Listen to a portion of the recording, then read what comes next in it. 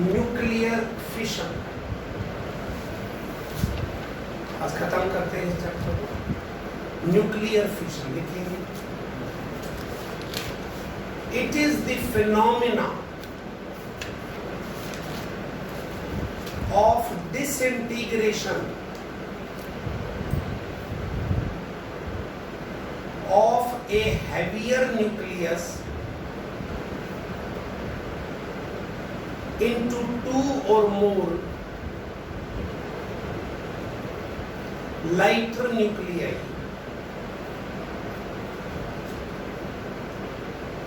with emission of certain particles and energies and energy. Certain particle and energy. एक बड़ी nucleus का disintegrate हो जाना, टूट जाना, दो या दो से ज्यादा न्यूक्लियाई के। एक पॉपुलर सा एग्जांपल है कि जब आप एक स्लो न्यूट्रॉन से बम्बार्डमेंट करते हैं, ये स्लो है, स्लो न्यूट्रॉन।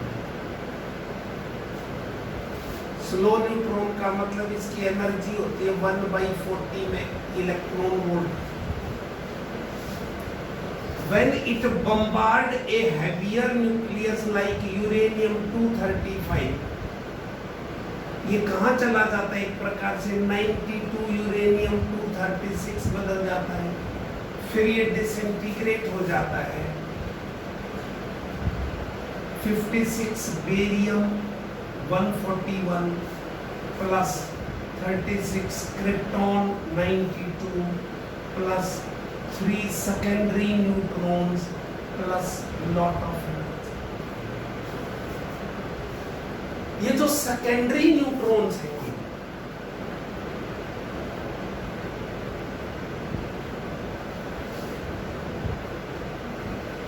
ये फास्ट होते हैं, 2 मेगा इलेक्ट्रॉन वोल्ट एनर्जी के होते लगभग, fast.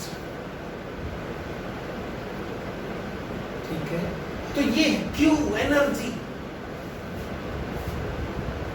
Q is equal to delta M into C square. Energy क्यों निकलेगी? Again on account of mass defect. इन दोनों का जो मास है वो मास ज्यादा है और इन तीनों के मास से, तो mass of reactant minus mass of product, यहां मास डिफेक्ट वो है जो हमने उसमें रिएक्शन का मास डिफेक्ट है, वो एक न्यूक्लियाई का मास डिफेक्ट डिस्कस किया। इन सभी न्यूक्लियर रिएक्शंस में बदलता मास ये एनर्जी में delta M into C square. अगर हम फिर वही बात कहें, अगर डेल्टा M मेरे पास AMU में है ये, तो multiplied by 931.5 mega electron volt आ जाएगा। And in this reaction the energy is nearly equal to 200.4 mega electron volt. इस रिएक्शन में जो एनर्जी निकलती है, एक uranium 92 nuclei 200.4 mega electron volt energy emit करती है। समझ रहे? तो इस तरह से आप इसको, ये delta M into C square कब लगेगा? जब ये किलोग्राम में हो, इंटू सी स्क्वायर, और आप उसको किस में बदल देंगे? जूल में आंसर आएगा।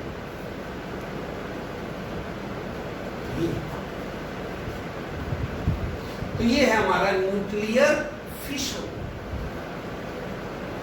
न्यूक्लियर फिशन ये आ जाएगा।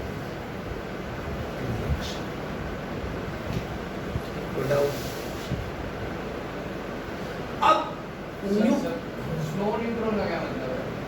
तेज न्यूट्रॉन जो अंदर जाके कंज्यूम हो जाए, वो तो अंदर खलबली मचाएगा। मैंने गोली ले ली, मान लिया बिना कार्रवाई करे बाहर निकल जाए, तो क्या एक एक्शन लेगा? कंज्यूम होना चाहिए बॉडी के अंदर, स्लो होनी चाहिए। और वो तो एक मैं वैसे बता रहा हूं, अदरवाइज रिएक्शन स्लो से। अब आप देखिए न्यूक्लियर चेन रिएक्शन।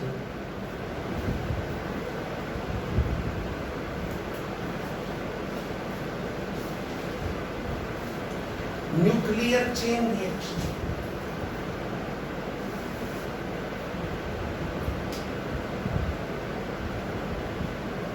लिखो, it is a continuous comma self-sustained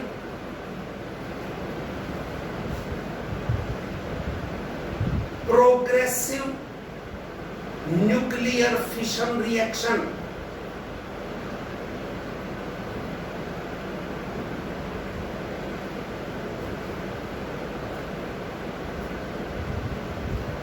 and happen when three secondary neutrons are slowed down to cause three more fissions of uranium 235, producing 9 secondary neutrons, which can further disintegrate 9 uranium 235 nuclei, producing 27 neutrons, and so on.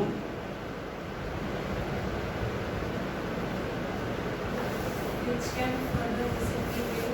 वो जितने निकले वो एक neutron उसको slow कर दिया, तीन को, तो तीन में नहीं तोड़ेंगे।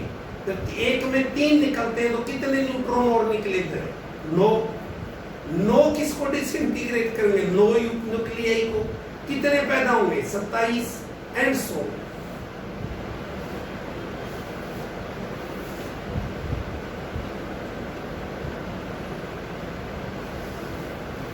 Self sustained. तो अगर हम फिगर बनाए आप बना सकते हो इसको। 0n1 स्लो न्यूट्रॉन था, इसने बम्बार्ड किया यूरेनियम 235, एक बेरियम निकला और एक क्रिप्टॉन।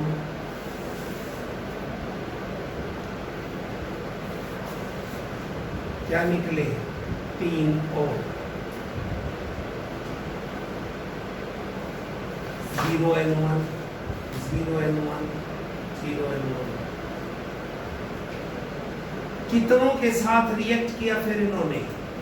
फिर यूरेनियम 235, फिर एक बेरियम, एक क्रिप्टॉन, फिर ये टकराया जैसे एक के साथ बेरियम क्रिप्टॉन, ये भी टकराया बेरियम क्रिप्टॉन यूरेनियम बेरियम। फिर कितने पैदा हुए? 3।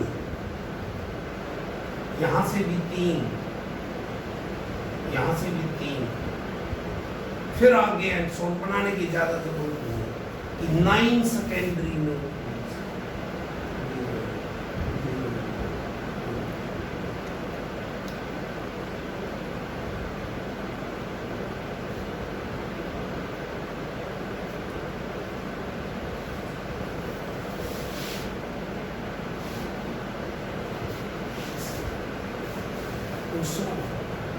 इस तरह से उसने और ये 9 को तोड़ेगा, 27 पैदा होंगे एंड सो। सेल्फ सस्टेन, अपने आप सस्टेन रहे, ऐसा इंतजाम करें। ठीक है, प्रोग्रेसिव यानी कि बढ़ता रहे। इस तरह की ये न्यूक्लियर चेन रिएक्शन है। ठीक, फिर important points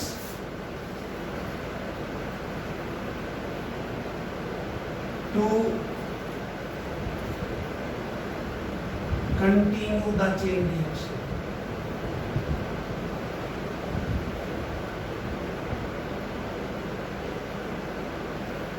Important points to continue the chain reaction. First,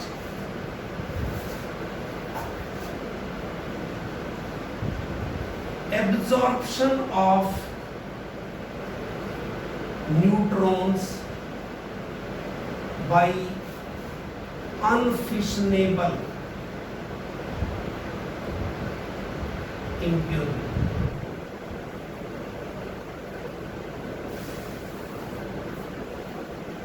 ये एक प्रकार से ऑब्स्टेकल है, रुकावट है न्यूक्लियर चेन रिएक्शन में। भाई अगर न्यूट्रॉन कोई इस ऐसी इंप्योरिटी ने एब्जॉर्ब कर लिया जो अनफिशनेबल है, तो कैसे कैरी करेगा? नहीं कर सकता, मतलब दिक्कत आ जाएगी, बंद हो जाएगी एक ब्रांच। ठीक है। दूसरा, absorption of neutron by uranium 238,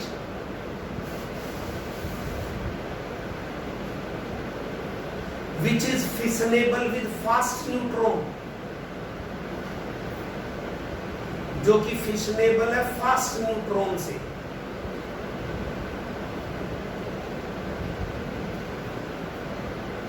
समझ लीजिए। और क्यों कह रहा हूं यूरेनियम 238 क्यों कह रहा हूं? क्योंकि नेचुरल यूरेनियम जब आप निकालते हैं ना, तो इसका 99.28% तो यूरेनियम 238 होता है। ठीक है। और 0.60% होता है uranium 235।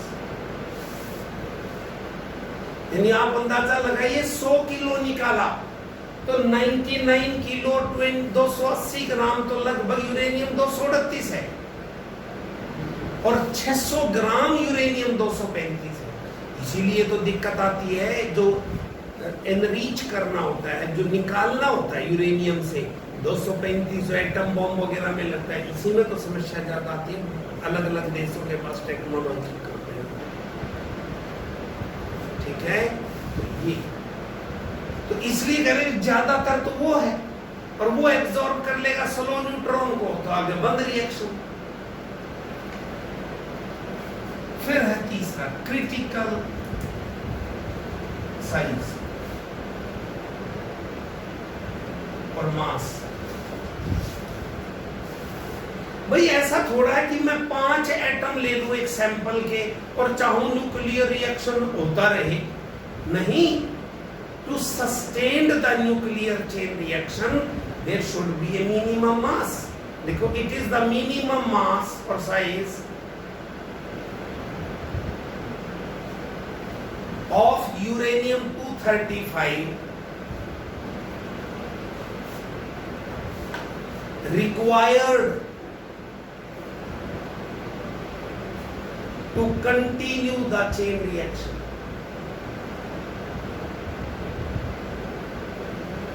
Required to continue the chain reaction. Chain reaction को कंटिन्यू करने के लिए हमें ये चाहिए, समझ गए? Minimum generally it is 50 kg। 50 kilogram atom bomb के लिए 50 किलोग्राम चाहिए।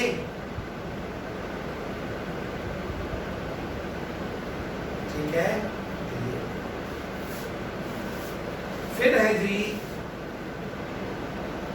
Neutron reproduction factor.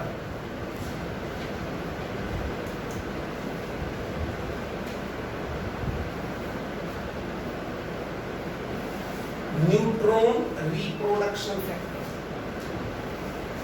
K, it is the rate of production of neutrons to rate of loss of neutrons.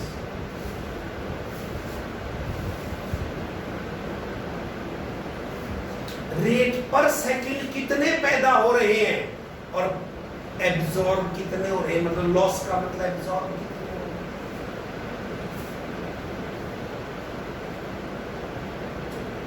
रहे हैं। और इसी में हम कहें a point if k is greater than 1, अगर ये K ग्रेटर देन 1 है तो पैदा ज्यादा हो रहे हैं, एब्जॉर्ब कम हो रहे हैं। देखो जैसे इस रिएक्शन में एक एब्जॉर्ब हुआ और 3 पैदा हुए, तो न्यूट्रॉन रिप्रोडक्शन फैक्टर कितना है? 3। तो अगर एक से ज्यादा है तो fission reaction accelerate and leads to atom bomb, atomic explosion. That is, reaction is uncontrolled.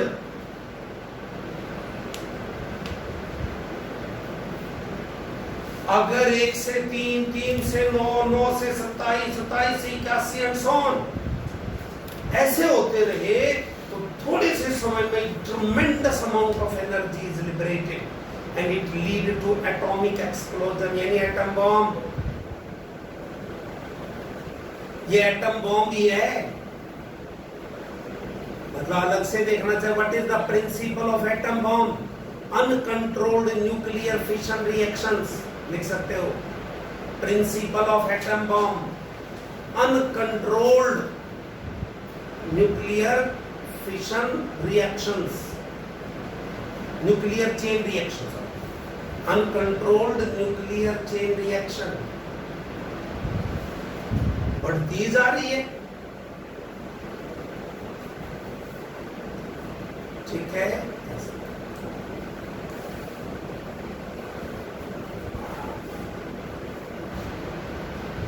अगर K की वैल्यू 1 है तो क्या हो जाएगा? Reaction is, chain reaction is steady.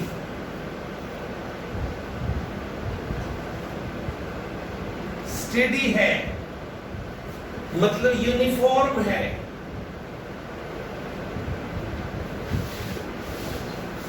Chain reaction is steady, uniform है, मतलब controlled nuclear chain reaction, nuclear chain reaction.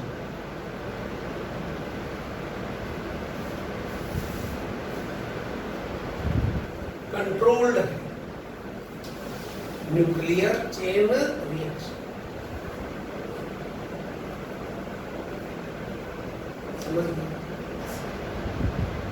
And it is the principle of nuclear reactor controlled.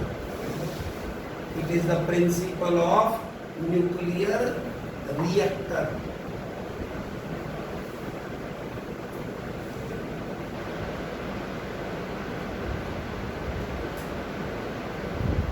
Nuclear reactor, ठीक है। और अगर हम कहें CK is less than 1, K is less than 1, reaction retard,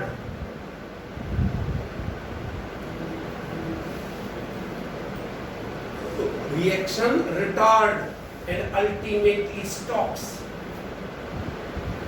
भाई पहले 1 सेकंड में 1000 पैदा हो रहे थे, फिर 500, फिर 250, फिर ऐसे अल्टीमेटली तो बंद ही हो जाएगा रिएक्शन। ये सारे हमारे nuclear chain reaction, nuclear fission, ठीक है, nuclear fission.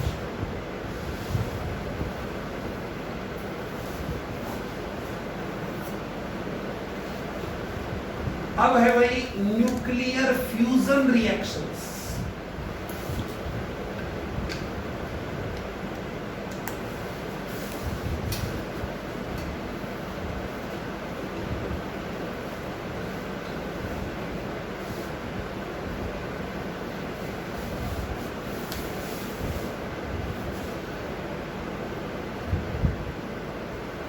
Nuclear fusion reactions।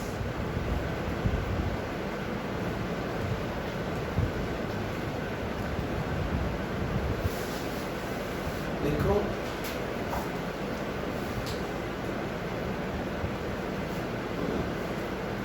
it is the phenomena of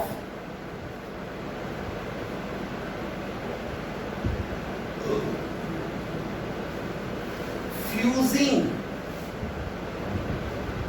of 2 or more lighter nuclei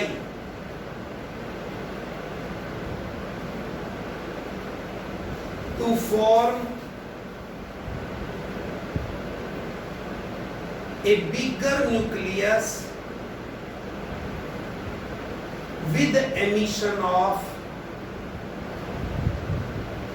certain particles and energy.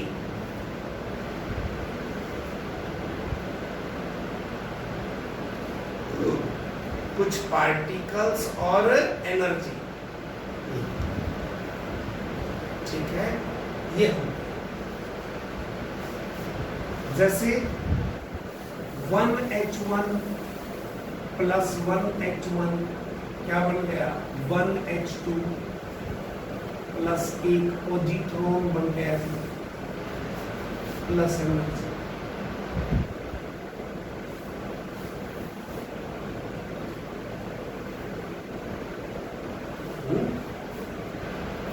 1H2 plus 1H1 2He3 बन गया प्लस एनर्जी। ऐसे इस ढंग से ये लाइटर न्यूक्लियाई रिलेटिवली बिगर nucleus, ठीक है, ये न्यूक्लियर फ्यूजन। अब आप ये कहिए कि nuclear fusion reactions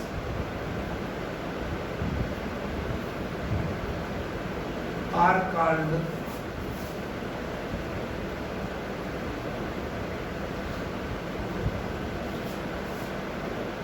thermonuclear reactions.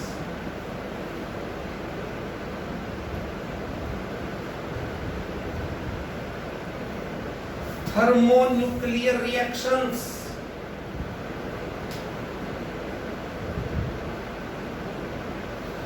because lighter nuclei has to be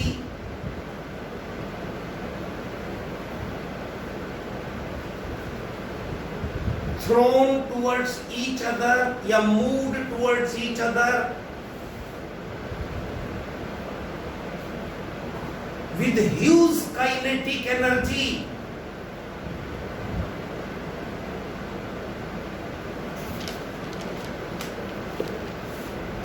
Huge kinetic energy, so that they can overcome strong repulsive electrostatic forces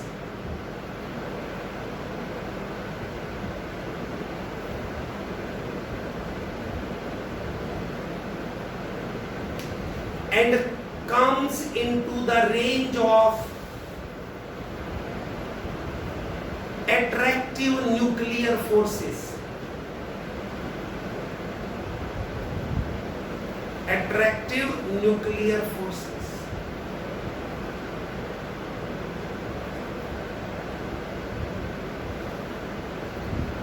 Also, the density of these particles should be high.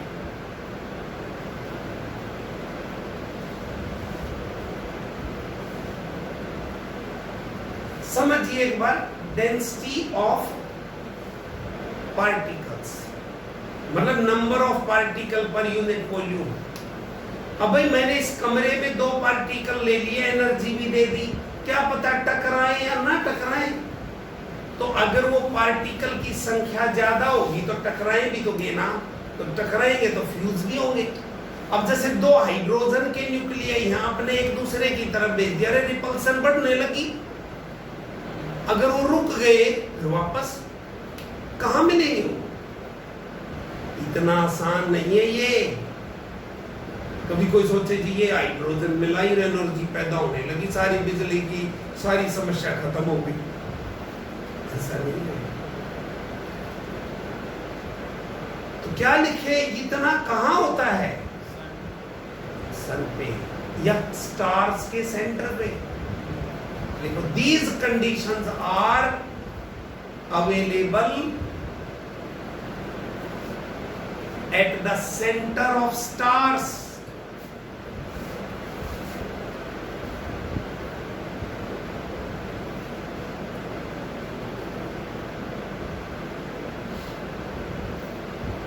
That is, for nuclear fusion to take place, the temperature should be 10 raised to power 7 Kelvin.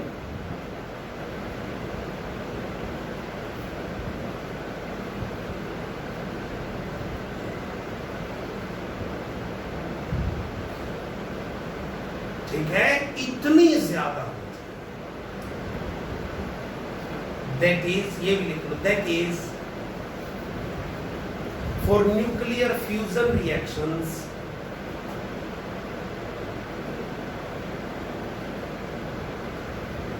conditions of extremely high temperature and density are required.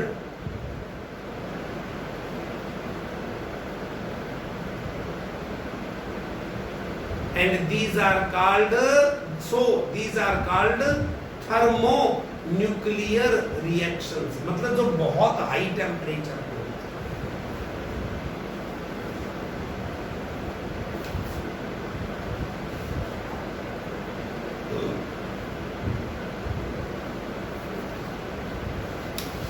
समझ गए? Thermonuclear. अभी इसी के साथ इसी के अगली line में लिखेंगे एनर्जी ऑफ द स्टार्स. मतलब ये वाली, सॉरी, कि nuclear fusion of hydrogen nuclei is the source of stellar energy. Stellar का मतलब energy of the stars. Stellar का मतलब स्टार्स.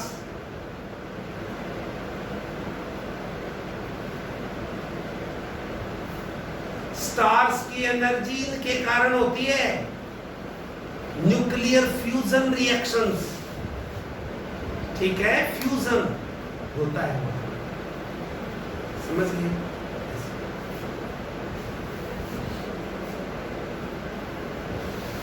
अब and it is also the principle of hydrogen bomb. ये हाइड्रोजन बॉम्ब का प्रिंसिपल भी है.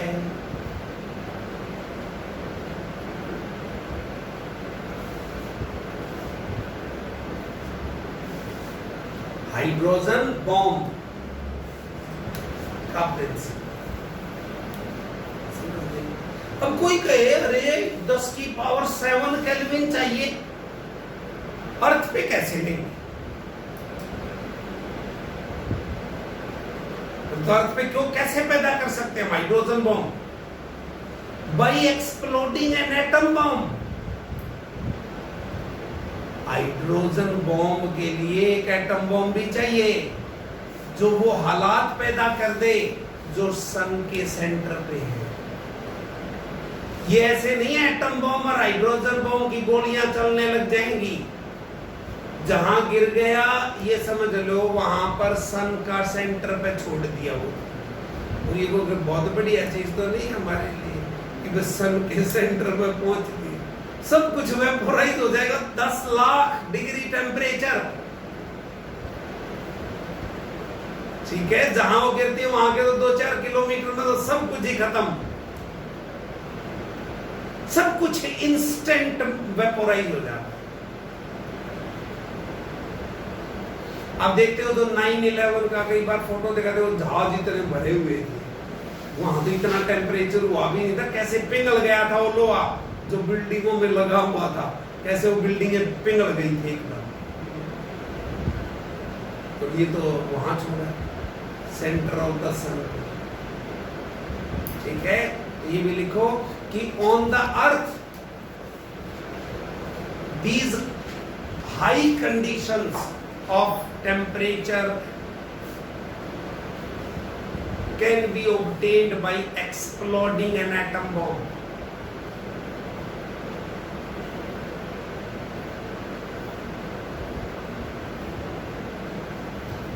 तो ये है हमारा thermonuclear reactions.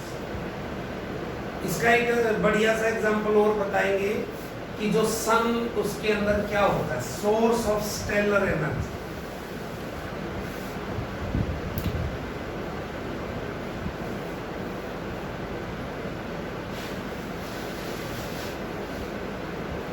Source of stellar energy मतलब एनर्जी ऑफ द स्टार्स।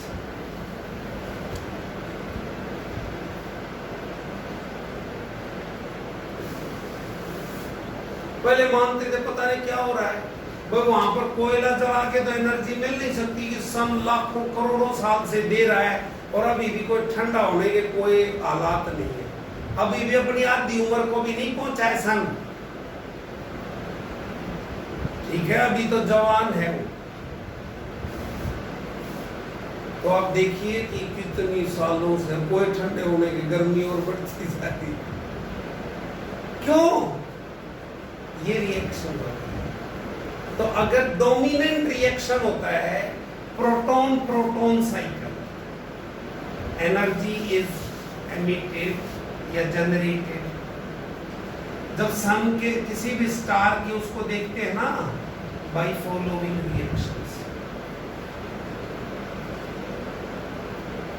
जब हम किसी भी स्टार को देखते हैं उसके कंस्टिट्यूएंट को ये पाया गया कि 80% तो हाइड्रोजन ही है, फिर हीलियम है, मामूली सा 1% से भी कम बाकी चीजें, इसका मतलब तो डोमिनेंट हाइड्रोजन ही है। हाइड्रोजन ही मिल के क्या बना रही है, हीलियम। ठीक है, तो जो डोमिनेंट है वो प्रोटॉन प्रोटॉन साइकिल है।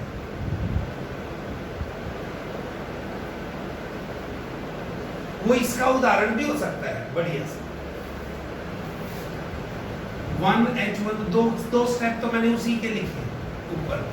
1H1 प्लस 1H1 क्या बन गया, 1H2 प्लस एक पॉजिट्रॉन। E पॉजिटिव का मतलब है तो इलेक्ट्रॉन, देखो मास नंबर 0 मतलब इलेक्ट्रॉन ही है। इलेक्ट्रॉन में -1 E0 होता है, वहां +1 E0।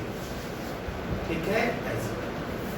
और प्लस एनर्जी हमेशा याद रखेंगे, दोनों तरफ एटॉमिक नंबर का सम और मास नंबर का सम, लेफ्ट का और राइट का बराबर रहेगा।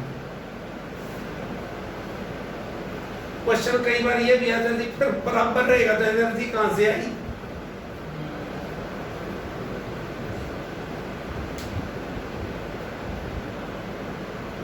Because of mass defect. Mass defect is due to difference between actual masses of the reactant and product. Mass number actual mass नहीं होता। आपको याद हो 2He4, और वैसे भी लिख सकते हो mass number is closest integer of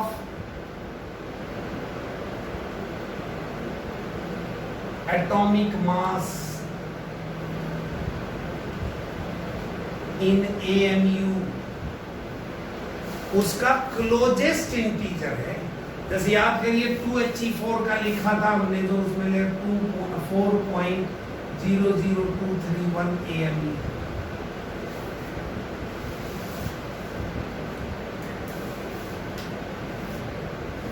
ठीक है, ऐसे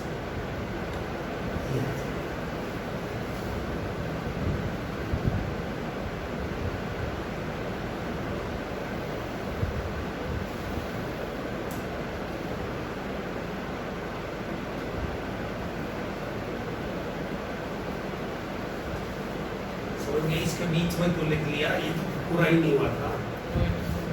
तो अब क्या हुआ, 1H1 प्लस 1H2, ये दूसरा 2He3 बन गया प्लस एनर्जी Q2, फिर 2He3 प्लस 2He3,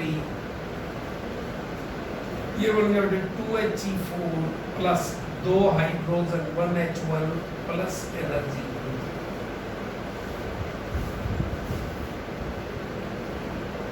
ये टोटल रिएक्शन है। अगर मैं इसको टोटल करूं तो इसको 2 से गुना करेंगे, इसको 2 से गुना करेंगे, 2 से करते ही ये और ये दोनों कट गए, ये 2 हाइड्रोजन और ये 2 कट गए। तो अगर मैं ग्रांड टोटल करता हूं, ये 1H2 कर गया, ये टोटल रिएक्शन बन गया भाई 4 1H1 2He4 plus 2 positron plus energy.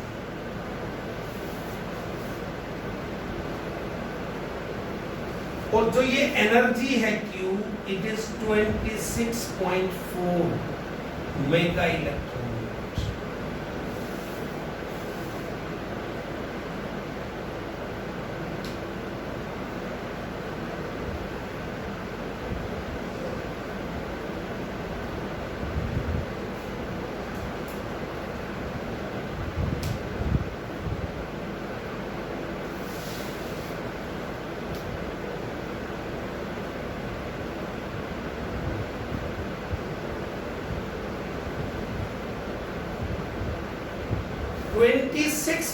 .4 mega electron, this is the energy liberated.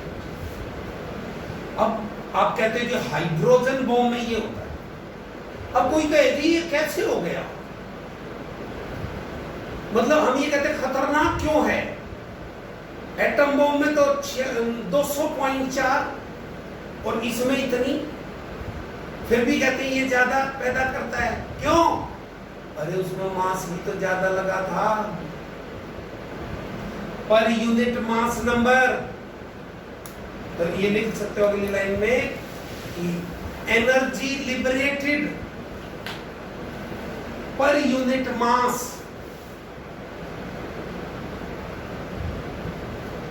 In nuclear fusion reactions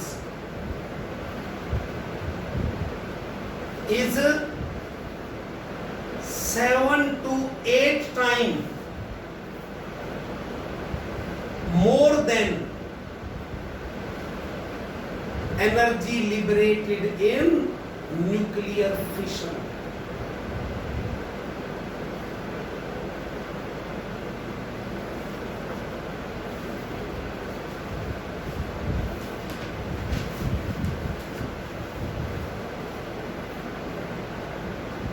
ठीक है, ऐसे न्यूक्लियर फिशन इस तरह से आप।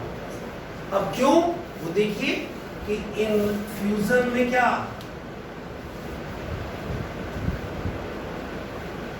26.4/4, देखिए 4 एटॉमिक नंबर, मास नंबर 4 था, वो कंज्यूम हुआ और इतनी एनर्जी पैदा हो गई।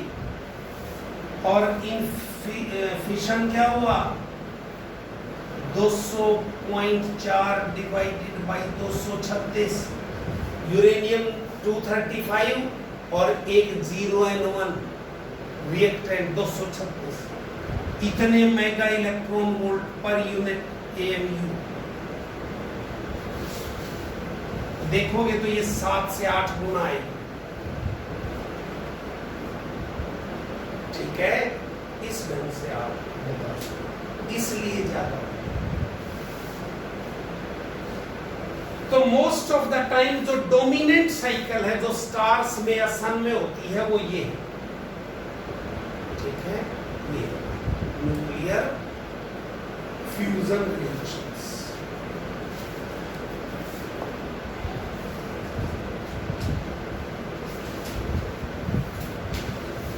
अब है एक nuclear Holocaust.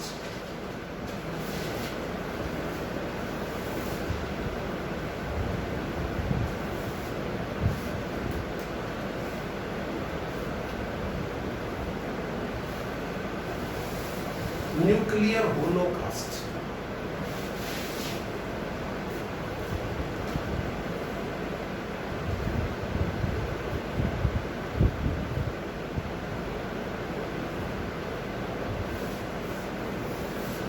it is the name given to large scale destruction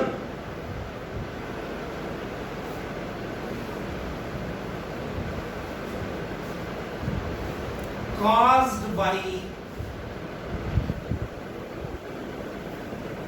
nuclear weapons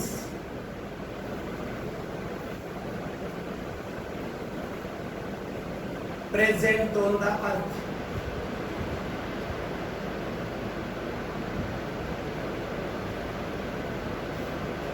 Present on the earth. पृथ्वी पर जितने भी न्यूक्लियर आर्सेनल ये न्यूक्लियर वेपन्स हैं, अगर यूज कर दिए जाएं तो जो लार्ज स्केल डिस्ट्रक्शन है उसका नाम न्यूक्लियर होलोकॉस्ट, उसका नाम न्यूक्लियर होलोकॉस्ट। समझ गए? अब आप ये समझिए कि भाई न्यूक्लियर होलोकॉस्ट को हम कह रहे हैं, तो इसी के साथ अगले पैराग्राफ में लिखिए, if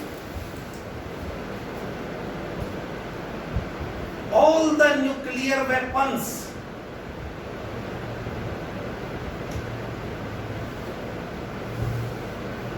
available on the earth are used,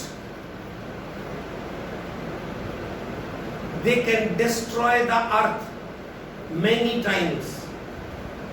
मतलब एक बार डिस्ट्रॉय कर दी, भगवान फिर बना दे, फिर डिस्ट्रॉय कर सकते हैं, फिर बना दे, फिर डिस्ट्रॉय कर सकते हैं, इतने ज्यादा अवेलेबल है। ठीक है, इतने ज्यादा अवेलेबल है अर्थ पे। In that case a thick layer of dust and nuclear waste will surround the surface of earth.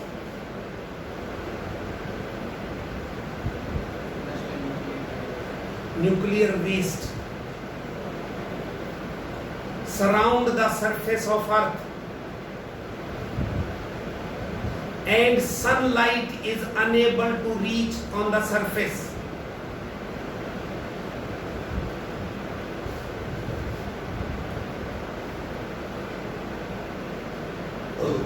And earth will be unsuitable for life.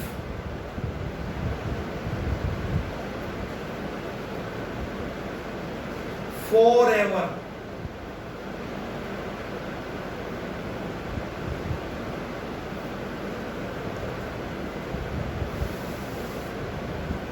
Forever, हमेशा के लिए लाइफ पर जीवन का खात्मा, ये है न्यूक्लियर। समझ रहे हो? This is what nuclear. अब आप और एक न्यूमेरिकल देख सकते हैं कि भाई लिखो,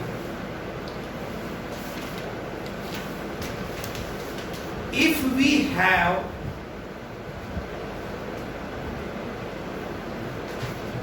20 gram of deuteron,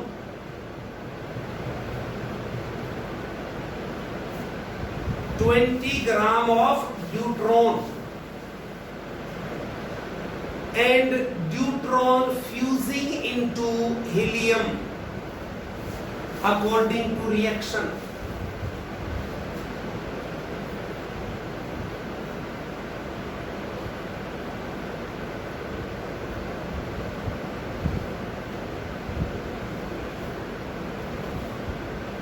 Like this.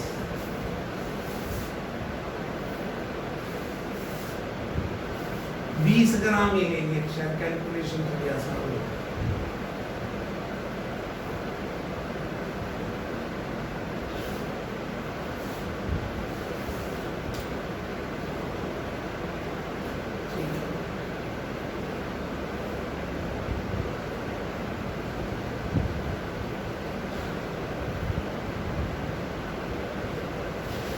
By using this deuteron, find the time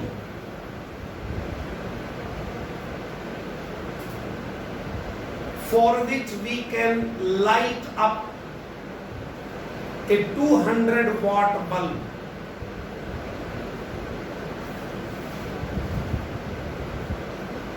दो 200 वाट के बल्ब को कितने समय तक जलाते रह सकते हैं? अगर ये 20 ग्राम ले लिया ड्यूट्रॉन, राइट क्या करना पड़ेगा? है क्या करना पड़ेगा? कैसे करेंगे वो तो मैं करूँगा फिर तो मैं क्या कहूँ रूट को जूल में करना पड़ेगा। उसका नंबर स्क्वायर माइनस 19 से कर देंगे मल्टीप्लाई। मेगा है ये अच्छा 10 स्क्वायर माइनस 20 into 1.6 into 10 की पावर माइनस 13 जूल। उसके बाद फिर इसके एनर्जी वो तो निकालें कितनी बनेगी बात करें। पावर टाइम यही है ना एनर्जी यही है किलो में करना पड़ेगा क्यों? जूल पर आवर इतने 200 वाट हाँ सर वो अब उसकी वो निकाल लेंगे जो बल्ब है उसकी एनर्जी। मानिए टाइम इज रिक्वायर्ड टाइम तो क्या हो गया एनर्जी हाँ फिर पावर इनटू टाइम इक्वेट कर देंगे तो तो 200 टी इक्वेट कर देंगे किसके साथ उसके साथ क्यू के साथ नहीं। इसमें एक पॉइंट रह गया बताएगी ये कहा इतनी एनर्जी तो 2 न्यूट्रॉन के एटम दे रहे हैं। अच्छा हाँ एटम 2 न्यूट्रॉन की न्यूक्लियाई 20 ग्राम में कितनी है दूसरा में n into 20/1 20/2 n into 10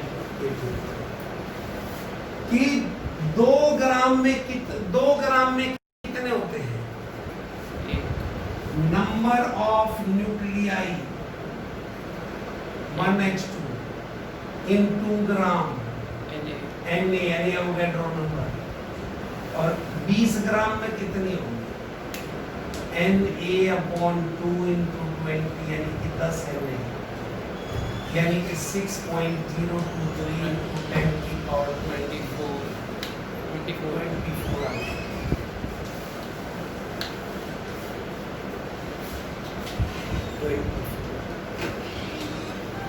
ठीक है ऐसे। ये हो गई। अब अरे 2 न्यूक्लियाई दे सकती है कितनी एनर्जी ये नहीं इसको मल्टीप्लाई करो 32 आ गया 32 into 10 की पावर माइनस 13 जूल और इतनी न्यूक्लियाई कितनी दे सकते हैं एक न्यूक्लियाई डिवाइडेड बाय 2 और इतनी गुना 6.0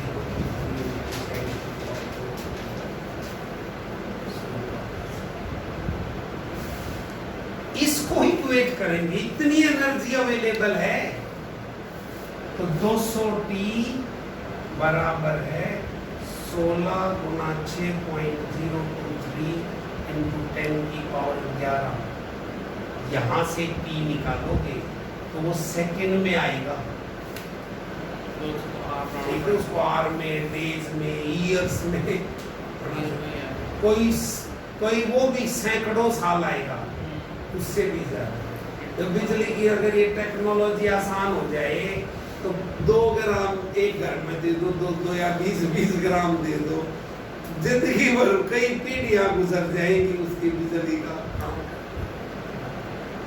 ठीक है ये है हमारी राम का ठीक है कंप्लीट हो गया है इसके कुछ न्यूमेरिकल मैं दे दूंगा सोल्व तो आसान से जैसा मैंने ये कराया इसी टाइप के पहले वाले के तो मैंने करा ही दिए थे लाइन मैन वाल और उसके तो न्यूक्लियर के तो इसके और भेज देंगे और जरूरत हुआ तो आधा घंटा परसों 3 से 5 अब भेज भी देंगे परसों जो है यानी कि फ्राइडे को जो क्लास है 12th के लिए 3 to 5 लगे तो आप मैसेज भी ग्रुप में डाल देंगे कि 3 से 5 12th की उनको बता दियो ठीक है और सेमीकंडक्टर नोट्स लेके आएंगे वो थ्योरेटिकल है थोड़ा और ये भी हो सकता है खत्म भी हो जाएगा हो सकता है तो थ्योरेटिकल है